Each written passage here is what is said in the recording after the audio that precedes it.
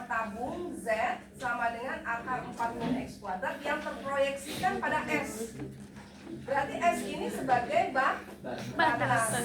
Nah, sementara yang diminta itu adalah luas permukaan dari setengah tabung yang dinyatakan dengan persamaan Z sama dengan akar 4 min X kuadrat. Ya, ini kan sama saja dengan persamaan lingkaran X kuadrat ditambah Z kuadrat sama dengan 4. Jadi ini ya, pada bidang apa dia?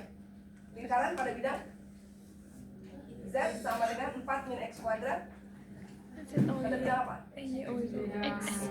Ini kan bisa menjadi apa? Persamaan X kuadrat tambah Z kuadrat sama dengan 4. X O Z. Ya nggak? Pada bidang XO Z. Ibu nggak ada persoalannya.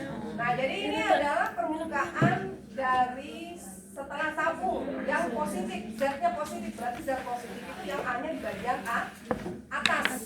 Ya. Jadi setengah tabung, tetapi Z positif berarti yang Z yang di atas bidang XOY. Nah, tapi di bawahnya itu hanya pada bagian yang ini tadi X-nya sama dengan 0 sampai 1, Y-nya dari 0 sampai 2.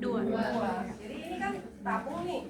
Nah, tapi yang diminta hanya permukaan yang bagian alasnya itu dibatasi pada ini. Jadi makanya benda bejalnya itu bagian ini. Atasnya ini, bawahnya ini. Jelas ya? Jadi atasnya ini ditentukan oleh permukaan ini, alasnya itu oleh persegi panjang yang X-nya dari 0 sampai 1, Y-nya dari 0 sampai 2. Kursornya nggak ada, Bu. Iya. Kursor. Ya, jadi ini kan dia bagian di atas bidang X. Nah, tapi kemudian diproyeksikan jadi bagian permukaan, sebagian dari permukaan setengah tabung. Jadi minta sebagian dari permukaan yang terproyeksikan pada S. Jadi S-nya ini tadi. Ya, S-nya ini. Yaitu X-nya dari 0 sampai 1, Y-nya dari 0 sampai 2. Nah, ini. Ya udah, untuk menghitung permukaannya berarti kita tinggal masukkan ke formula akar fx kuadrat tambah fy kuadrat ditambah 1. Fungsinya ini Z fungsi dari xy ini, tapi y-nya kan nggak ada ya. Jadi kalau diturunkan terhadap y apa? 0. Diturunkan terhadap x, nah adalah ini karena dia bentuk akar ya. Jadi kalau diturunkan terhadap x, silakan kalian turunkan ini. Berarti kan setengah, pangkat setengah, turun pangkatnya jadi min setengah, maka dia dikubut, terus dikali lagi dengan min 2 x. Setengah dengan 2-nya itu habis, jadi turunan terhadap x-nya. Sementara ini kalau diturunkan terhadap y,